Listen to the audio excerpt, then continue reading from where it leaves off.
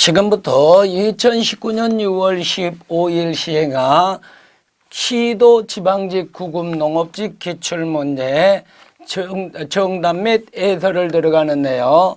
그랬을 때 6월 15일 날 시행됐던 지방직 공무원 시험에서 보면은요, 단원별 출제 빈도를 보면은요, 재배학개론에서는요, 유전성 6문제, 그리고 재배 환경 7문제, 재배 기술에서 7문제가 출제되었다 이 소리입니다.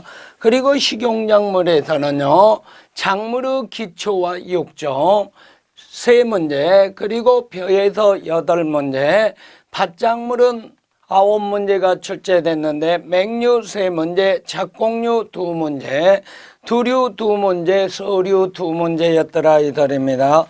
전체적으로 시험 범위가 속해 있는 것에도 고르게 이렇게 출제가 되었다고 볼 수 있겠죠.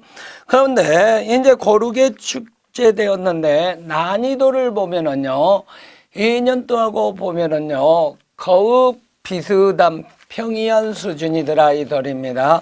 그래도 난이도는 그리 높지도 않고 낮지도 않은 평이한 수준이라고 생각을 했고요. 생각을 해보고, 그러면은, 그런데도 이제 우리가 지방직 시험을 보면서 어떤 것을 분석을 해보면은요, 기출문제 위주로라든지 아니면 단순 암기식에 그래서 그 속 내용을 점검을 하지 않고 단순 암기식으로 이렇게 했다면은요, 여러분들이 보이지 않게끔 실수를 했을 거라 이 소리입니다. 그래도 시험을 갖다가 이렇게 치렀을 때 헛갈리는 부분이 나왔을 거라 이 소리입니다. 그래서 헛갈렸거나 아니면은요, 바로 쉽다고 생각을 하고 답을 했는데 나중에 뭐가 나왔어요? 시험 치른 후에 가답안이 나왔는데 가답안하고 이 가답안 나와서 점수를 체크해 봤더니 의외로 점수가 낮은 분들이 많이 있었다 이 소리입니다. 있을 거라 봅니다. 그 이유는요, 제가 방금 말했던 것처럼 암기 위주라든지 또는 기출문제 위주로 단순하게 수험 준비를 했던 사람들이겠죠. 그러면은 저 같은 경우 저와 같이 공부를 해왔던 사람들은요, 우리는 그랬습니다. 기본적인 내용은 반드시 숙지를 하면서 그리고 다시 한번 여러분들이 칠판에도 저하고 같이 이론 및 그리고 문제풀이를 다 하더라도 다시 책을 보고요, 꼼꼼히 다시 한번 점검을 해드렸지 않습니까?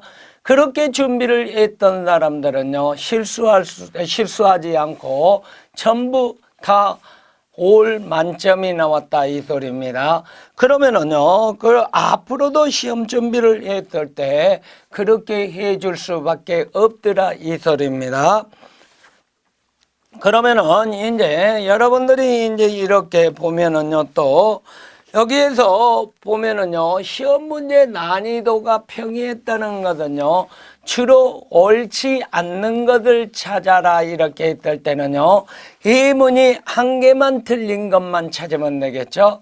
그런데 우리가 서울시 같은 경우라도 이렇게 난이도 변별력을 높이기 위해서는 똑같은 문제라도요, 어떤 식으로 출제되냐, 옳은 것을 찾아라 그럽니다. 그러면은 4개 예문을 갖다가 다 보고 옳지 않는 것이 어디가 옳지 않는가, 그리고 어디가 옳은가를 갖다가 한 문제에 4개가 나오는 그런 효과가 나온다 이 소리입니다. 4문제. 그러다 보면은요, 전체적인 숙지를 해야 한다 이 소리입니다. 같은 날 시행한 6월 15일 날 시행한 서울시 시험 문제는 난이도를 변별력을 그렇게 만들었기 때문에 서울시 시험 문제가 더 어렵게 느껴졌을 거라 이 소리입니다. 그러면은 서울시 시험 문제가 됐던 지방직 시험 문제가 됐던 국가직이 시험 문제가 됐던 기본적인 내용뿐만 아니라 그리고 거기에 있는 안에 있는 조그만한 이런 문구 내용까지도 숙지를 하셔야만이 고득점을 하실 수 있다 이 소리입니다. 최근에는요, 시험 점수가요, 바로 어지간한 점수 가지고는 안 되겠죠. 한 과목당 예를 들면 한두 문제만 틀리더라도 합격하기가 힘들 정도로 그래도 만점을 요구하는 시험 문제가 되다시피 이렇게 했다 이 소리입니다. 그러면은 특히 취비하고 식용작물은 만점을 나와줘야겠다 이 소리입니다. 그래서 다른데 영어라든지 이런 부분에도 부족한 부분을 갖다가 점수 평균을 냈을 때 메꿔줄 수 있겠죠. 자, 그러면은 지금부터 이제 단원별 출제 분포도라든지 총평 및 수험 대책을 했으니까 이제 지금부터 본격적으로 제비학개론 문제 1번부터 풀어보도록 합니다. 거기에도 문제 1번을 보면은요. 문제 1번 보면 유전자 클로링 그랬습니다. 유전자 클로링에서 그랬습니다. 뭐를 찾아라 이 소리입니다. 효소를 알고 있느냐 이 소리입니다. 효소 중에서 무슨 같은 역할, 가위와 같은 역할, 제한 요소를 찾아라 이 소리입니다. 그러면은 정답을 갖다가 거기 보니까 2번으로 해놓았다라 이 소리입니다. 그러면은 참조는 그랬습니다. 우리 통합제비학 지금 여러분들이 최신 2019년판이죠. 그래서 거기에서 페이지 120쪽 그럽니다. 120쪽. 그리고 126쪽에 있더라 이 소리입니다. 120쪽에는요. 유전자의 구조와 발현 겁니다. 유전자의 구조와 발현이라는 편에 들어가 있더라 이 소리입니다. 그러면은 126쪽에 보면은요, 거기에서 유전자 조작이라고 나오더라 이 소리입니다. 여기에서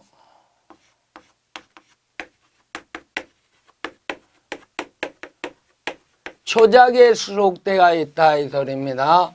그러면은 여기에서 찾는 것은 그랬습니다. 해설을 보면은요, 이제 해설을 보면 첫 번째 그랬습니다. 거기에서 연결 요소라고 나왔죠. 연결 요소는요, 바로 풀 접착제 그럽니다. 연결 요소는요, 끊어진 DNA 그럽니다. 끊어진 DNA, 당, 인산 등을 연결하는 요소 그럽니다.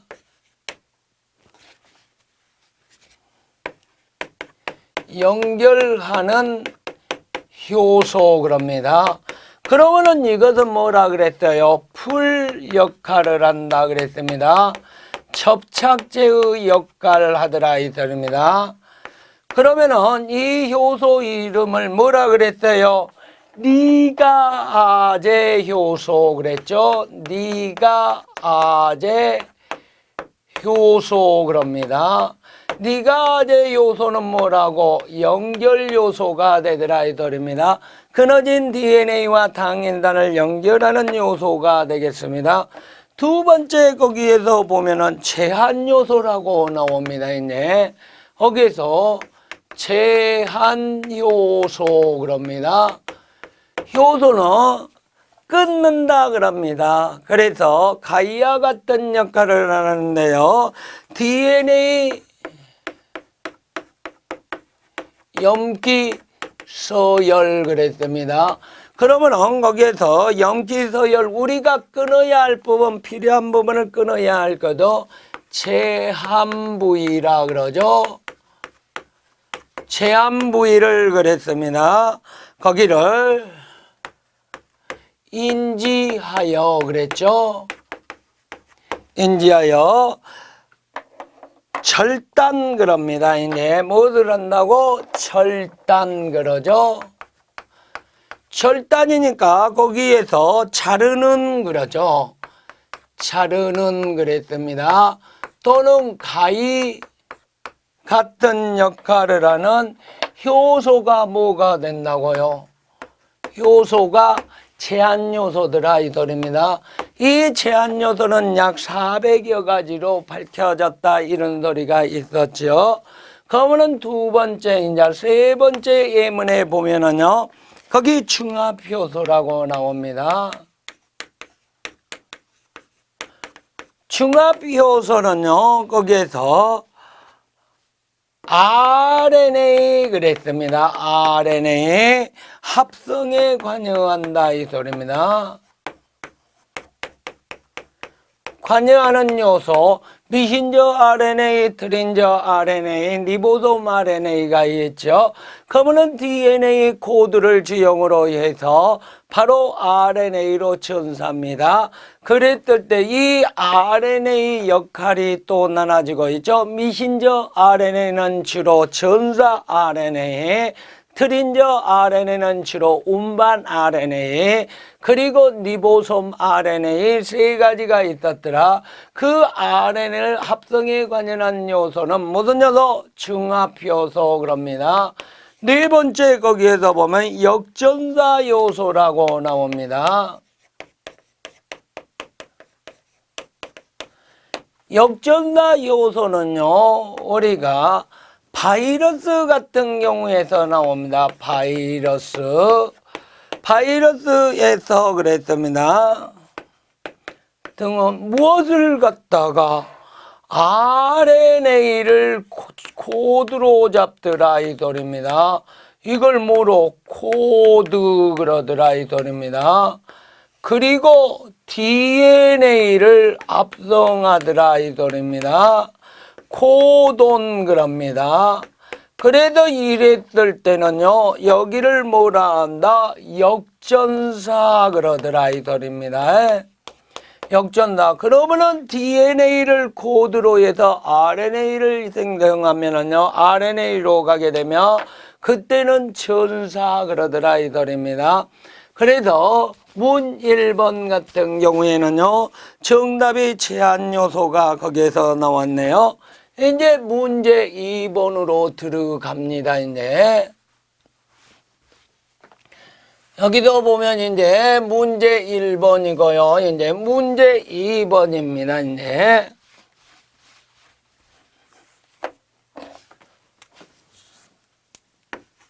문제 2번 보니까요. 온도가 작물 생육에 미치는 영향에 대한 설명을 했습니다.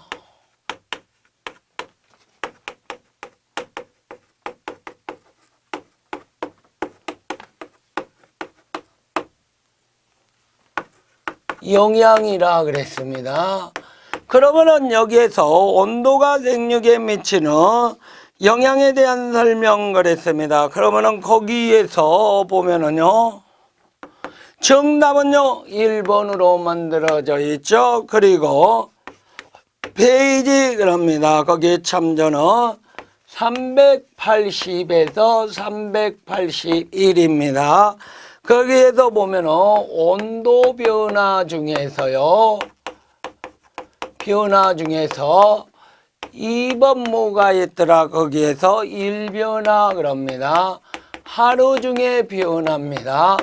그러면은 여기에서 제가 들어가기 전에 여러분들하고 수업 준비를 같이 했을 때 뭐라고 했습니까? 여기에서 온도는 그랬습니다. 1변화 그랬습니다. 1변화는요, 정온이 있을 거고 항온이라고 했죠. 온도 변화가 없더라 이 소리입니다. 항온 조건이 하나 나올 것이다 그랬죠. 그 다음에 하나는 변온 조건이 나온다 그랬습니다. 정온은요, 낮 온도도 고온입니다. 밤 온도도 고온이더라 이 소리입니다. 그러면은 변온은요, 낮 온도는 고온입니다. 밤 온도는 저온이 되더라 이 소리입니다. 이랬을 때는 저온이 된다 이 소리입니다. 그러면은 낮 온도가 고온이고 밤 온도가 그랬습니다. 거기에서 고온이면 이때는 항온이더라 이 소리입니다. 이때는 무엇만 해당된다? 생장만 촉진된다 그랬습니다. 생장 촉진은 뭐라고? 낮 온도와 밤 온도가 모두 높아서 그럽니다. 예를 들면은요, 낮에 온도가 높아서 광합성 작용이 활발합니다. 그래도 유기물 생성량이 많죠. 그리고 밤에 어느 정도 온도가 높아서 호흡이 증가합니다. 그러면 낮에 생성된 당이 다른 여러 물질로 이렇게 취합성된다 이 소리입니다. 그랬을 때 질소대사 단백질이 합성되겠죠. 그리고 지질이 합성되더라 이 소리입니다. 그래서 세포막이 늘어나잖아요. 세포막이 늘어나니까는 생장은 촉진된다. 요거 하나 기억하라 그랬죠. 그리고 나머지 변온 조건은요, 바로 발화부터 시작해서 발화도 뭐라고 변온 그랬습니다. 그리고 화분화 그랬습니다. 분화, 개화 그랬습니다. 또 개화, 결실 그럽니다. 등숙 그랬습니다. 이런 것들은 다 뭐 들한다고? 발화부터 했을 때 나머지는 뭐가 된다고요? 다 변온 조건이 유리하더라 이 소리입니다. 그런데 조심해야 할 것이 하나 있다 그랬죠. 맹유보리의 개화는 그랬습니다. 맹유보리의 개화는 항온 조건이 뭐 들한다고 됐을 때 보리 개화 촉진에서는요, 항온 그럽니다. 항온 그럽니다. 그러나 기타 그럽니다. 기타 그랬습니다. 기타 작물은 일반적으로 개화결실에서 변온이더라 이 소리입니다. 요거 하나 기억하라 그랬죠. 그러면은 거기 봐봅시다. 1번 그랬습니다. 밤의 기온이 어느 정도 높아서, 그러니까 항온 조건을 설명하고 있죠. 변온이 작은 것이 생장이 빠르다 그랬습니다. 생장에서는요 바로 변온입니다. 그러면은 1번에 거기에서 보면은요, 생장 그랬을 때는 답이 나와 있죠. 그러면은 2번을 한번 봐볼까요? 변온이 어느 정도 큰 것이 동화물질의 전류 및 축적 그랬습니다. 동화물질 전류 및 축적은요, 변온이더라 이 소리입니다. 변온이 촉진한다 이 소리입니다. 세 번째 그랬습니다. 그러면은 거기에서 뭐가 2번에 변온이 어느 정도 큰 것이 작은 것을 갖다가 큰으로 고쳐줘야겠죠. 3번 그럽니다. 이제 거기에서 변은 상간지보다 평야제도 등속이 대체로 졌다. 이것은 뭐예요? 바로 여러분들이 변온이 좋은 것이 그럽니다. 벼의 등숙도 그랬습니다. 변온 조건이 촉진된다 이 소리입니다. 그러면은요, 산간지가 그랬습니다. 거기에 산간지 평야지 보다 그랬습니다. 이렇게 고쳐줘야 할 것 아니냐 이 소리입니다. 상간지에서 평야지보다 이렇게 나와야겠죠. 상간지에서 평야지보다 그랬습니다. 더 거기에서 등숙이 좋다.